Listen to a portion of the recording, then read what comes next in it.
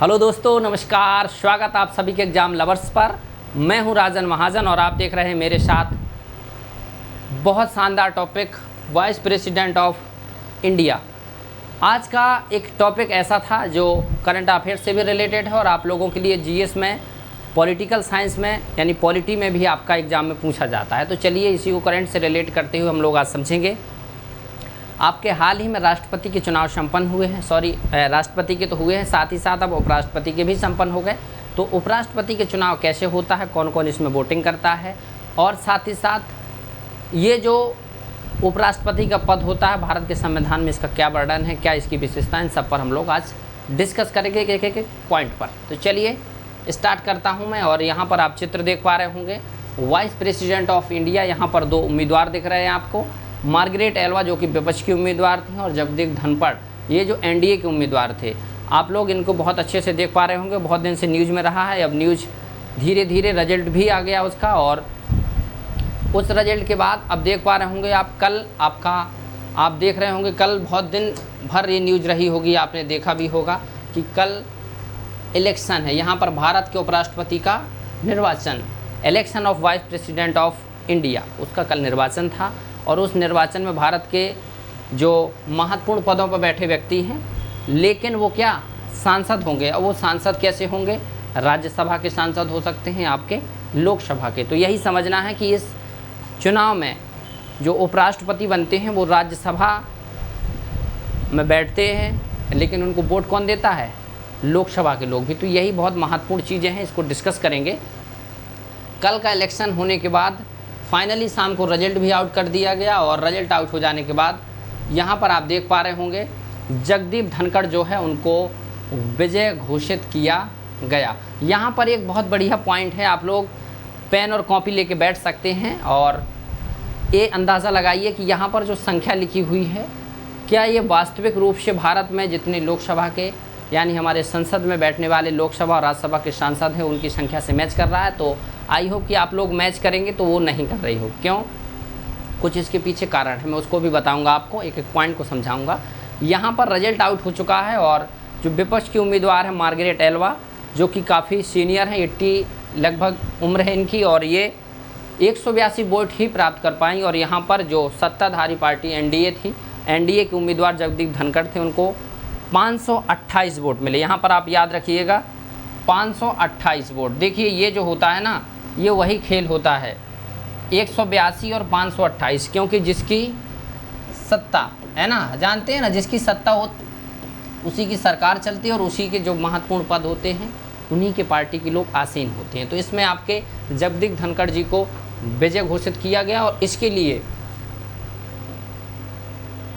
ये जो महत्वपूर्ण चीज़ है, देखिए 710 ओवरऑल जो वैध मत थे उसमें आपको 356 वोटों की इनको ज़रूरत थी और इनको 528 वोट मिले। देखिए बहुत महत्वपूर्ण जो वोट होता है, ऐसे तो इनको 357 भी मिल जाता तो ये विजय घोषित हो जाते, लेकिन इनको काफ़ी ज़्यादा वोट मिले। और एनडीए के जो और भी एनडीए के अलावा और भी 2-4 पार्टियां थी, उन्होंने सपोर्ट किया था और उसके साथ इनको भारी मात्रा में जीत हासिल हुई। तो ये तो जीत की बात हो गई, लेकिन ये जीत का आंकड़ा कैसे बना, कितने लोगों को वोट देना था, कितने लोगों ने वोट दिया, और क्या इसकी प्रोसेस रही, इसको हम लोग समझते हैं। क्योंकि एग्ज़ाम ये नहीं पूछेगा सीधे कितने वोट पड़े, ये कोई कभी एग्ज़ाम नहीं पूछता। उपराष्ट्रपति के एग्ज़ाम में पूछ सकता है, सीधा सीधा प्रश्न राष्ट्रपति का बनेगा, उपराष्ट्रपति का, क्योंकि चुनाव इसी वर्ष और इसी महीने संपन्न हो रहे हैं।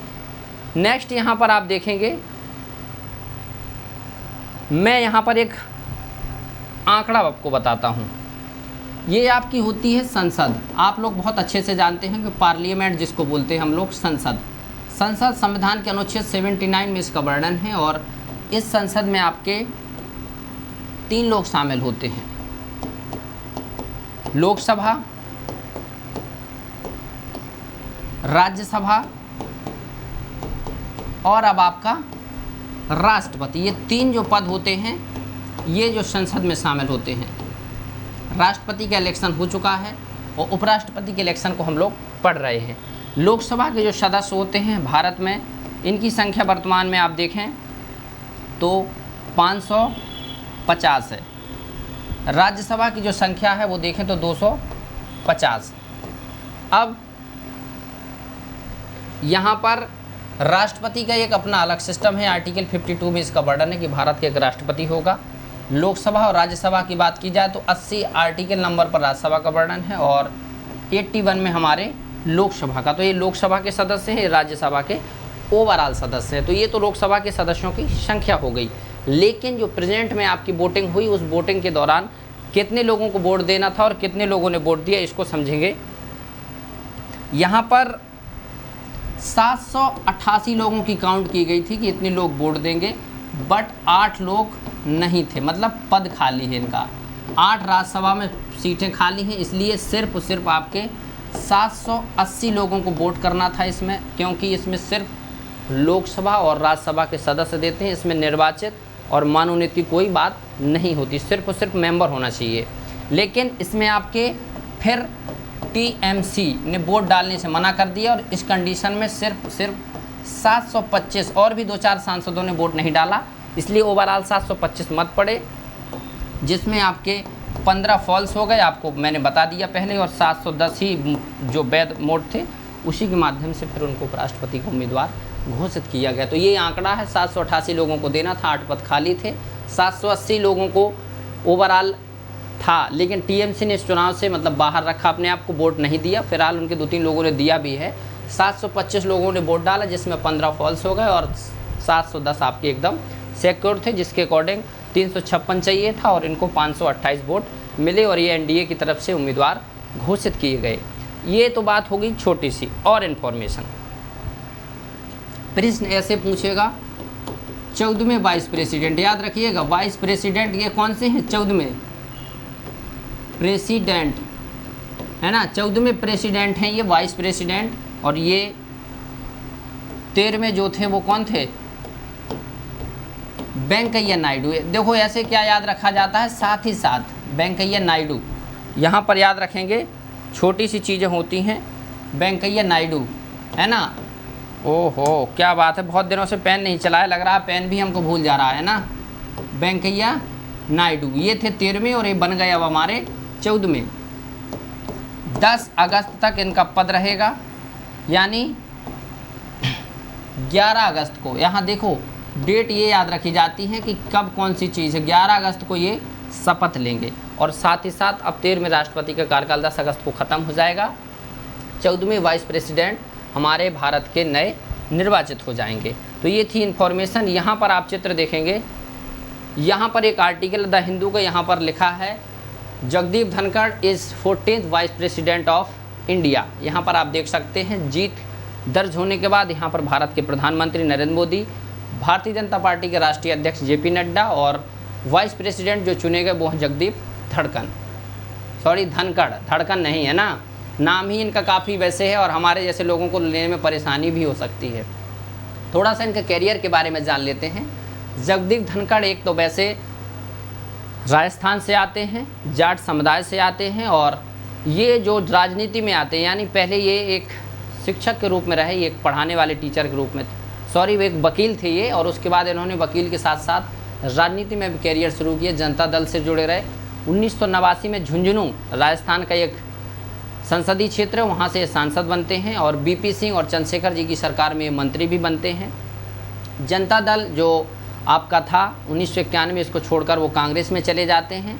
1993 में अजमेर के किशनगढ़ से फिर वो विधायक बनते, यानी पहले सांसद बने, मंत्री बने, फिर वो किशनगढ़ विधानसभा से विधायक बने। 2003 में वो फिर कांग्रेस छोड़ करके बीजेपी में शामिल हो जाते हैं और 30 जुलाई 2019 को बंगाल के 28 में राज्यपाल बनते हैं। ये है तो इनका जगदीप धनखड़ जी का राजनीतिक सफ़र। देखिए यहाँ पर एक आंकड़ा मैं आपको बता दूँ, क्योंकि राजनीति किसी की होती नहीं है ना, राजनीति में जिसने जितनी खिचड़ी पका ली वो वही मस्त है। देखिए ये जनता दल से इन्होंने शुरुआत की, देखिए फिर ये कांग्रेस में शामिल हो गए, समझना, और कांग्रेस में आने के बाद भाजपा में। समझिए जो देश के इतने बड़े संवैधानिक पद पर पहुंचने वाले व्यक्ति इतनी पार्टियां बदल सकते हैं, तो छोटे मोटे नेताओं की तो कोई बात ही नहीं। कई लोग हैट्रिक लगा सकते हैं और कई लोग तो क्या करते हैं, सिक्सर लगा देते, कई एक पार्टी 2, 3, 4 ऐसे खुद की पार्टी बना लेते हैं ना। तो ये, और ये क्या हुआ है, एक प्रकार से देखें तो ये वैसे ही सिस्टम है जैसे राष्ट्रपति चुनाव में हुआ। जो राष्ट्रपति के उम्मीदवार थे विपक्ष के, वो एक समय खुद एनडीए के सदस्य थे, है ना, एनडीए से मंत्री भी रह चुके, और बहुत विद्वान व्यक्ति थे, लेकिन अब वो आकर के फिर दूसरी पार्टी में आए और फिर वो विपक्ष के उम्मीदवार बने। ऐसे ही जगदीप धनखड़ जी हैं, जनता दल में आए, कांग्रेस में आए और फिर फिलहाल 2003 से बीजेपी में है और 28 में राज्यपाल काफ़ी चर्चा में रहते हैं, क्योंकि पश्चिम बंगाल में दीदी का शासन है, आप जानते हैं टीएमसी के साथ इनका चलता रहता था और बीजेपी वालों ने भी समझा कि क्यों ना कोई दूसरे व्यक्ति को भेजा जाए, इनका झगड़ा कुछ ज़्यादा ही चल रहा है ना, तो इनको उपराष्ट्रपति बना दिया गया। ये देख लीजिए आप इनके बारे में थोड़ा सा। और दूसरी जो आपकी उम्मीदवार थी वो मार्गरेट एल्वा, वो राजस्थान, गुजरात, गोवा, कर्नाटक इन राज्यों की राज्यपाल रह चुकी हैं, मंत्री भी रह चुकी हैं और साथ ही साथ इनका जो जन्म है वो आप यहाँ पर देखेंगे ये साउथ में हुआ, कर्नाटक मंगलूर में, है ना। ये 80 वर्ष की थी और ये 71 ईयर की हैं, झुंझुनू राजस्थान में इनका जन्म हुआ। ये सब मैंने आपको बता दिया है और ये आज मिलेगा, यानी कल का नहीं, अब आज मिल गए हैं, है ना, आज मिल गए हैं। ढूंढ रहे थे, अब मिल गए हैं, कल ढूंढ लिया था देश के लोगों ने क्या, सांसदों ने, और ये बन चुके हैं। तो ये आप याद रखिएगा, थोड़ी सी इन्फॉर्मेशन थी। और अब भारत के उपराष्ट्रपति की बात करते हैं, क्योंकि कोई चर्चा हो उससे पहले हम लोगों को संवैधानिक दृष्टि से देखना चाहिए क्या है। सबसे पहले तो वाइस का मतलब ही किसी चीज़ का नीचे का होता है, यानी प्रेसिडेंट और वाइस यानी दूसरे स्तर का, भारत के दूसरे नंबर के सर्वोच्च नागरिक होते हैं ये।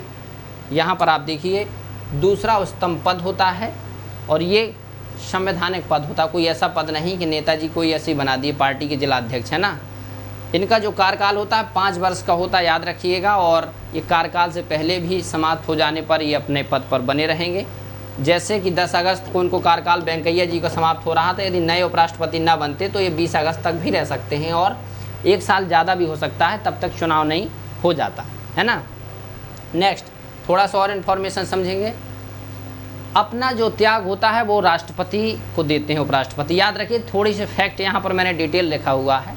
उपराष्ट्रपति जो अपने पद का त्याग है वो क्या करते हैं, राष्ट्रपति को देते हैं और इनका जो त्यागपत्र है उसी तारीख से प्रभावी होता है जब उसे स्वीकार कर लिया जाता है। साथ ही साथ उपराष्ट्रपति को राज्यसभा के एक संपन्न पद से ही हटाया जा सकता है, यानी राज्यसभा के सदस्य नहीं होते। याद रखना, ये फैक्ट बहुत एग्जाम में पूछा गया है। मैं आपको डिस्कस कर दूं कि यहाँ पर उपराष्ट्रपति जो होते हैं वो राज्यसभा के सभापति तो होते हैं लेकिन सदस्य नहीं होते हैं, राज्यसभा के सदस्य नहीं होते हैं। ये प्रश्न बहुत आया है। और राज्यसभा के जो सदस्य होते हैं उनका कार्यकाल 6 वर्ष का होता है और उपराष्ट्रपति का 5 वर्ष का। याद रखिएगा, ये बहुत महत्वपूर्ण पॉइंट एग्जाम में पूछा जाता है। अभी मैं और इसके बारे में बताऊंगा। ये तो संवैधानिक रूप से है और इनको हटाने की प्रक्रिया भी 14 दिन पहले दी जानी होती है कि आप 14 दिन पहले इन्फॉर्म करेंगे कि आपके खिलाफ हम लोग राज्यसभा में एक संकल्प पत्र आ रहे हैं, आपको उपराष्ट्रपति पद से हटाया जाएगा और यदि बहुमत साबित हो गया तो इनको हटाया भी जा सकता है। अब बात करें यहाँ पर और भी पॉइंट्स जो दिए गए हैं।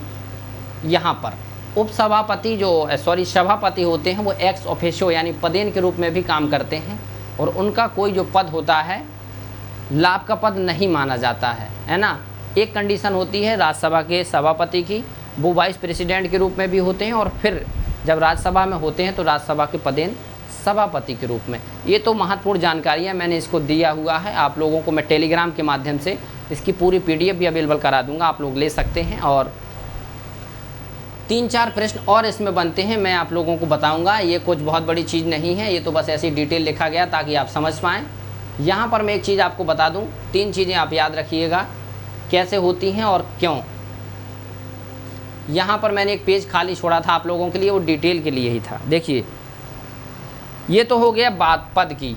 अब पद से क्वेश्चन कैसे बनेगा, ये नहीं पूछेगा कितने वोट मिले, कितने नंबर का, बहुत छोटा प्रश्न हो जाता है, कभी पूछ सकता है। सबसे पहले इसकी एज कितनी होनी चाहिए इनकी, तो एज इनकी होना चाहिए 35 ईयर, 35 वर्ष की उम्र होना चाहिए। सिटीजनशिप याद करें, यानी सिटीजनशिप कहाँ की होना चाहिए, इंडिया की, इंडिया के नागरिक होना चाहिए। 35 वर्ष की आयु होना चाहिए, भारत के नागरिक होना चाहिए और कोई लाभ का पद ना हो। बस 3 कंडीशन, कोई लाभ का पद ना हो, बस 3 कंडीशन हो जाएंगी तो आप उपराष्ट्रपति का चुनाव लड़ सकते हैं और उस उपराष्ट्रपति के चुनाव में आपको एक उम्मीदवार के रूप में घोषित किया जा सकता है। तो ये थी थोड़ी सी इन्फॉर्मेशन उपराष्ट्रपति के बारे में। आई होप कि आप लोग समझ गए होंगे और फिर से नेक्स्ट वीडियो में ऐसे ही मिलूँगा आप सब लोगों से। तब तक जुड़े रहिए एग्ज़ाम लवर्स के साथ, रखिए अपना ख्याल। जुड़ने के लिए आप सभी लोगों का बहुत बहुत धन्यवाद। और वीडियो अच्छा लगा हो तो लाइक करिएगा, कमेंट करके बताइए कैसी लगी आपको इन्फॉर्मेशन। फिर नेक्स्ट वीडियो मिलूँगा। Thank you all of you.